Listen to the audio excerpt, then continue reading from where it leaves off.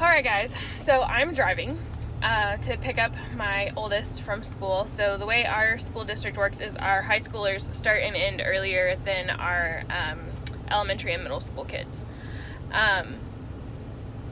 So I have to go get my oldest daughter first, and the high school is like a 20-minute drive from our house, which probably seems normal to most people out there in the U.S. At least where I grew up, that would have been pretty normal. But out here, there are schools literally everywhere. And there's actually a high school that you can see from our neighborhood. But she doesn't go to that school because they did the zoning weird or whatever. So she goes to a different high school that is, we are on the farthest corner of the district. But that school is rated better than the one that is close to us, so that's why I didn't like try and rezone her. I just went with it.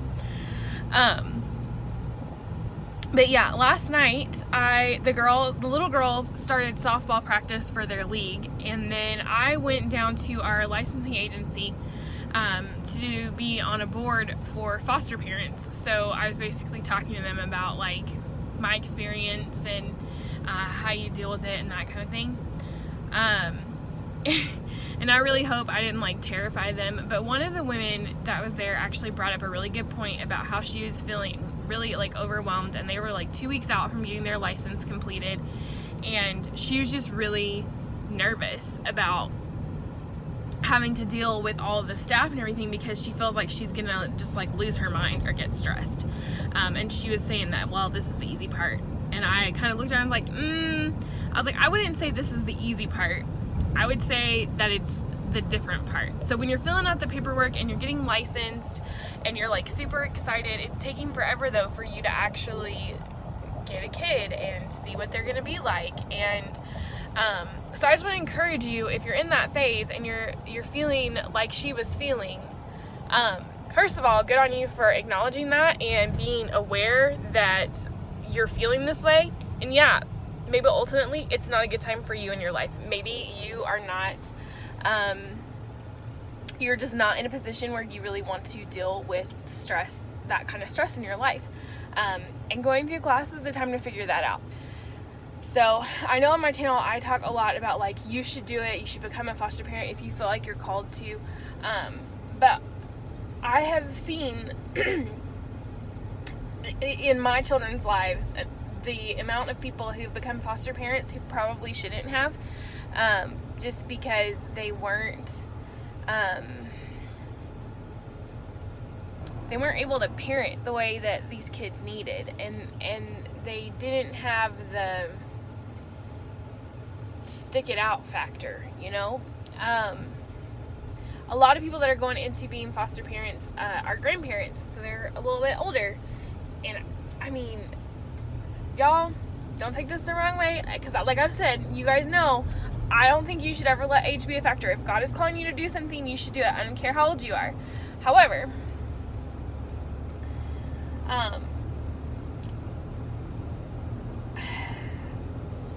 you've reached a point in your life where you're realizing that it's like, okay, what's my purpose now? Because you're at retirement age, your kids are all out of the house, some of them are having kids, and you're just kind of hanging out. And some people may feel either unsettled or guilty about that fact. Don't feel guilty. Don't feel unsettled. There are plenty of ways that you can help without actually having to move one of these kids into your home. One of those is by, if you are attending a local church and they have a foster care ministry, start a freaking meal train for people when they get their first placement. It's just like having a baby, except nobody comes in and says, hey, here's like some meals for the next few weeks. Nobody does that. Do that.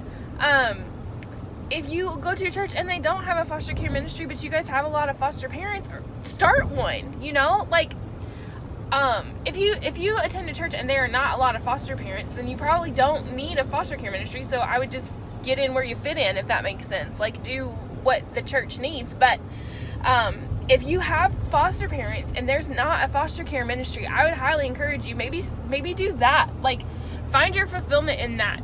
Don't feel like you have to take in foster kids to help them. Yes, I think it's amazing. Do I think that more people my age should be stepping up and doing what me and my husband do? Yes. Do I think that people that are my parents' age should be doing it? Probably not. I love my mother. She's an amazing woman, but she raised her 2 kids already. She's done. Like, it would not be good. No, not be good for my mom to be a foster parent. So, yeah, you got to know your limits. And if you're going through the class and you're starting to fill out the paperwork and you're thinking, oh my gosh, man, I'm overwhelmed. I don't know if I can do this. Cool. Don't do it. Just take a break. You can take a break. You can decide that, you know what, like, you know, we thought we could do this. We wanted to know. And because going through that training is never going to hurt you. Especially if you're wanting to, I'm sorry about the lighting, y'all. Especially if you are wanting to, help foster families because you've been through the training. So like you could be respite where you just take a kid for like a day, or you could take a kid for a weekend or something. There's so many things that you can do that don't involve having a child permanently live with you.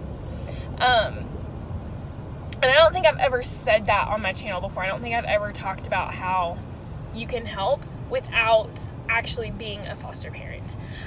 That being said, don't use that as like a cop-out, you know, to not do what you feel like you're being called to do. But man, don't put so much pressure on yourself, because honestly, you're gonna put those kids in a worse situation. Now the couple that I was talking to last night, she was telling me like they have quite a few kids and they have some grandkids and stuff, and I was like, oh, you know, then you're good. And she's like, yeah, I don't think it's the kids we're gonna have trouble with. I think it's all the people in the system. And I was like, yeah, I mean, that's a real factor. I mean, it's a part of it. There are a lot of appointments. There are a lot of people coming in and out of your house. That goes into it. That's a lot of what happens. But I don't know. That couple seemed like they were really sweet and really nice people, and like I didn't even talk to them. I know nothing about them other than like they have kids, they have grandkids, that's it. But I'm one of those people that I kind of read people's abilities. Here's the thing with me. I try to find the best in people. I think I've talked about this before. It's a quality that bites me in the butt quite a bit. But I try and look at people and see the best in them. And so the best in this couple, it looked like they could probably be foster parents. And I didn't say this to them because it was a very short amount of time I was there. I was a half an hour late because the agency is over an hour away from the house, and I had to drive in rush hour traffic. So,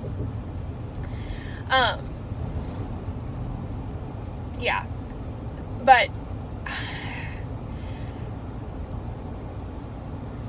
more people who are able to deal with the kids need to be doing foster care, because there are a lot of people who don't know how to handle children that come from a hard place. And yeah, I don't know how to say. You're gonna have to just look inside yourself and your family and your couple. You know, if you're doing it as a set of people, and just be like, okay, this is what we're willing to do. I also express to them what I've told you guys about. When we take in a kid, we commit to that child, and if they can't go home, then we would adopt them. That just falls into our belief system. But not everybody's like that, and so it's hard for me going into the situations where I'm talking to groups of people about becoming foster parents, and not everybody has that viewpoint. That's really hard for me, because what you're not saying in that moment is, if that child is stabilized in your house and it is a good place for them to be, and you pull them out of there, you're doing trauma again. You're causing trauma to that child again. And they'll recover. They will. I mean, they're gonna have to. They'll figure it out. But man, y'all, I'm sorry, this lighting like sucks. But I don't know. It's just one more set of trauma that you're causing for, in my opinion, not a lot of reason. So I don't know. I don't want to tell people don't do it if you don't feel like you can, but you need to be honest with yourself. Like, you really need to be honest with yourself. There's something else I was gonna say. Oh, I don't know. I think I scared him. I don't know. I was trying to be as honest as possible because I don't know.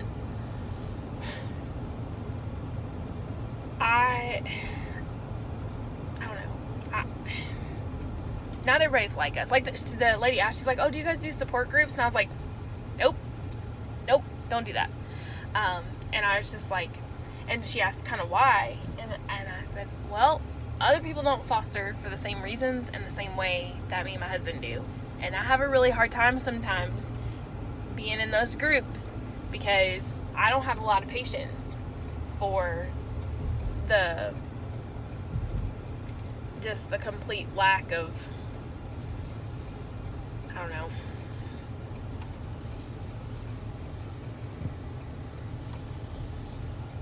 just the complete lack of the way people deal with things. That's completely different than how I would deal with them. So I'm gonna park right here, and then when I go to get her, I will pull back out again. But yeah, so that was how my talking to foster parents went. I did talk to a family that is Navajo, and they are getting licensed, and I don't know, I hope I didn't say anything like weird to them, but I was like so happy that they were getting licensed. Like, that's great, that's so awesome. I was like, there's such a need for that, and you know, just sorry, I'm trying to be positive for him, tell him, you know, you gotta stick it out and stuff, don't just hang it up if it goes bad the first couple times. But yeah, so anyway, I hope you guys found this insightful, I guess.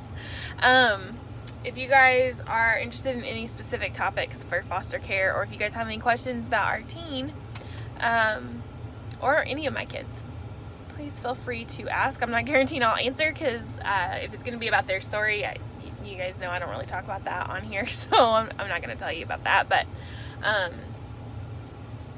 yeah, and I will see you guys later.